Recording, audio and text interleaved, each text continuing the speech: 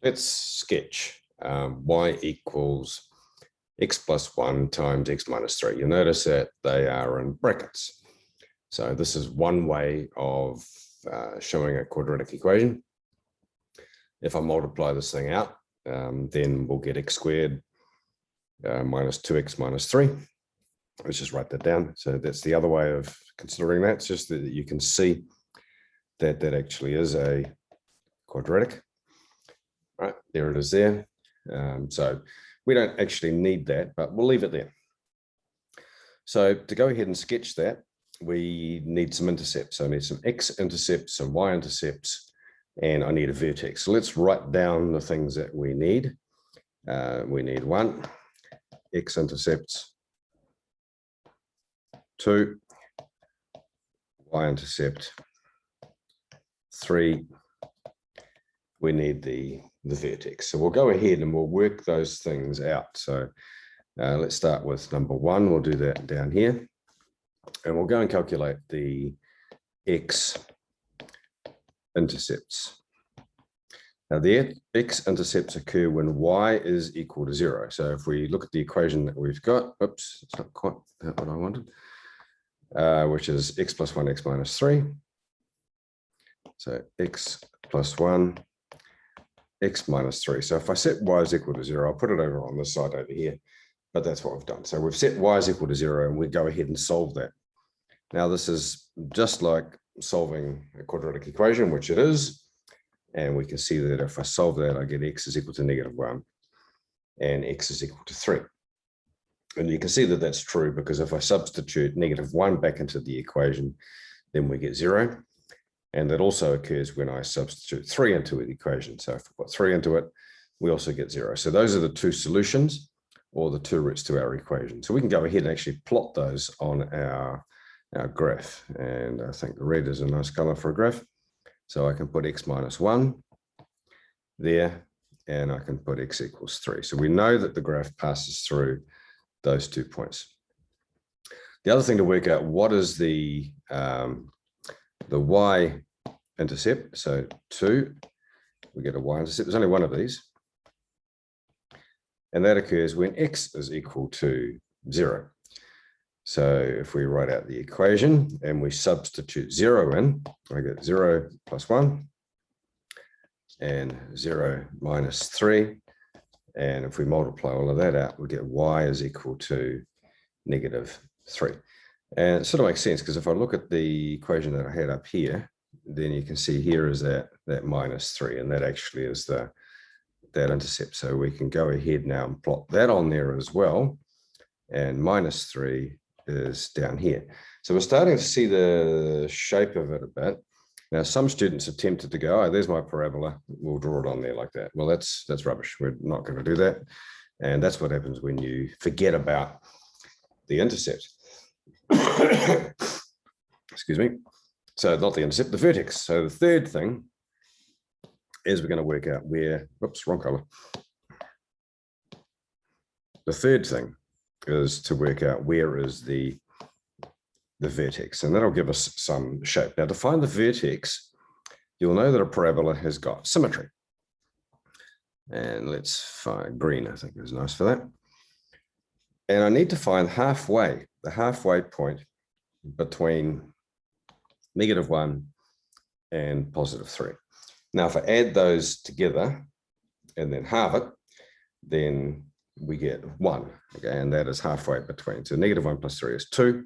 2 divided by 1 is 1. You can also just see by counting squares. There's 4 squares across, so halfway must be 2 squares along from either end. So what I've got is I've got a vertex, not a vertex, I've got a line of symmetry which goes all the way along here. And that occurs when x is equal to 1. So what I want is I want some point, and there's going to be some point probably in this region where we get our vertex, which is the bottommost point of the parabola. Somewhere along there it has to be. So what I do is I substitute x equals 1 into the equation of the graph, and that'll tell me the y value of the vertex. So I've got the x value of the vertex. So the x value of the vertex is x is equal to 1. We substitute that into the equation I've got, which I think was x plus 1, x minus 3. So if I substitute 1 into that, 1 plus 1, and 1 minus 3, then that'll tell me what that value is. So that's 1, and that's going to be times -2.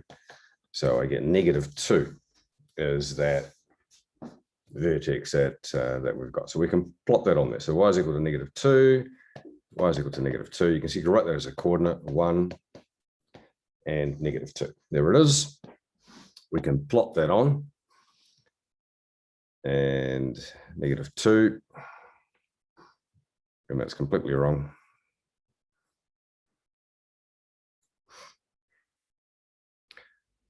What mistake have we made here?